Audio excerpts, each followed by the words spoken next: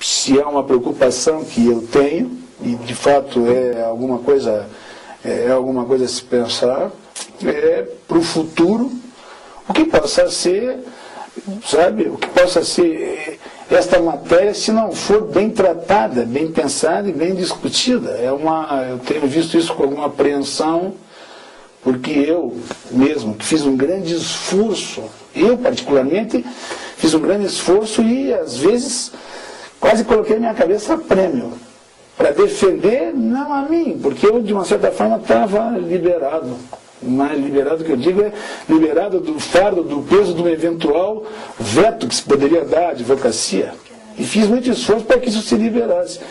Mas nós tivemos questões delicadas, e tivemos questões delicadas de fato, em reuniões pesadas da associação, por exemplo, numa delas histórica, na qual, e eu hoje posso contar isso com muito orgulho, na qual eu me coloquei no início sozinho, e depois com o apoio do procurador Manuel Carneiro e do procurador Wilton Paese, nós três contra todos. Contra todos.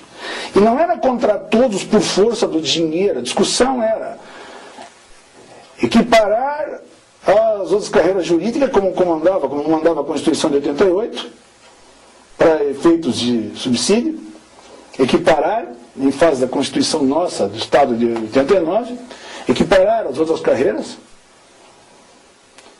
mas equiparar as outras carreiras sem o veto.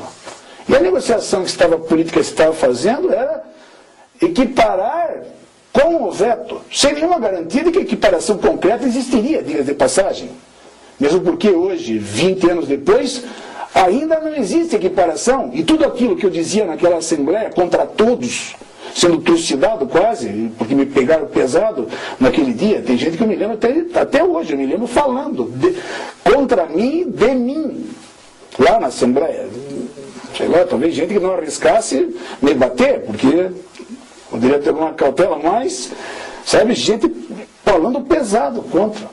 Até porque eu não acreditava nada nas possibilidades, nada no governo, em termos de equiparação de subsídio, que nunca veio,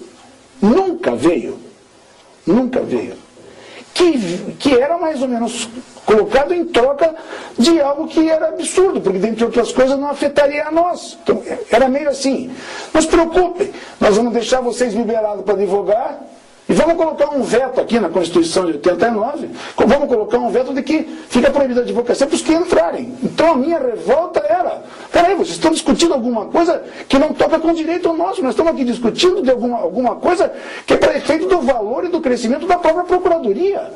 Não nosso. Nós, se você diz que estamos liberados, tanto é verdadeiro isso, que se foi correndo, e nós fizemos um esforço para isso, devemos isso ao Clemerson Cleve, lá nas disposições transitórias, tem um artigo expresso que nos garante. Então, para nós estava bem, então a discussão não era em relação aos procuradores antigos, era em relação antigos, digo, da minha turma que estava lá antes de 88, se não tive dúvida, que em face daquilo que prevê a Constituição Federal, ou a Constituição da República de 88, parece indiscutível que nem os estados, nem o legislador ordinário estadual pode, diante daquilo que prevê a Constituição da República em 88, pode restringir as condições de trabalho daqueles que têm as condições de trabalho especificamente delimitadas em face da lei federal.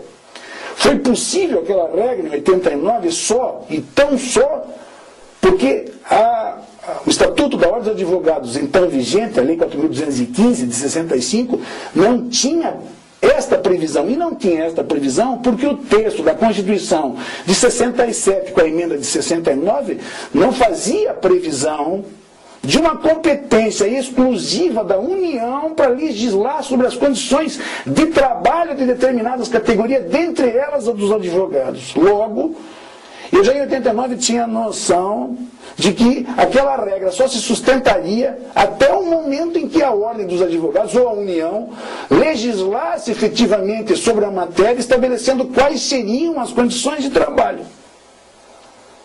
É exatamente por conta disso que os procuradores, depois, mais tarde, se reuniram e decidiram que os honorários de sucumbência que estão previstos lá no Estatuto como sendo do advogado, e de fato são e devem ser do advogado, são dos procuradores e não do Estado do Paraná.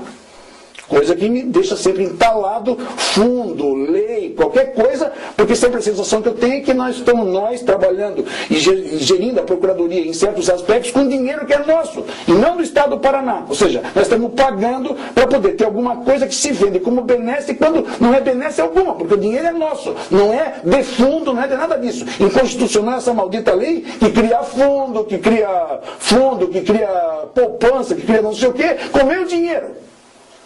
O honorário de sucumbência pela lei federal, que constitucionalmente rege a matéria, é meu.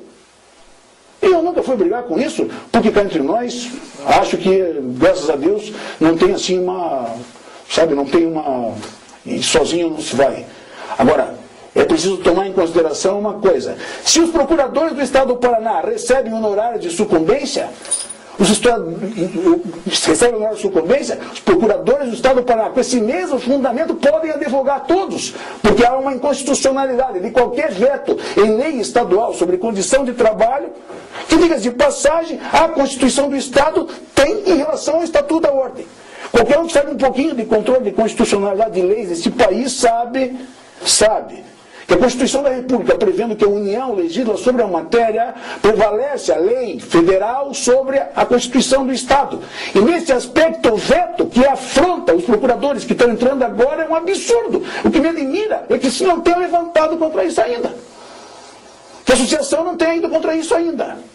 E normalmente não se vai contra isso porque você não quer perder o dinheiro, embora o fundamento seja o mesmo.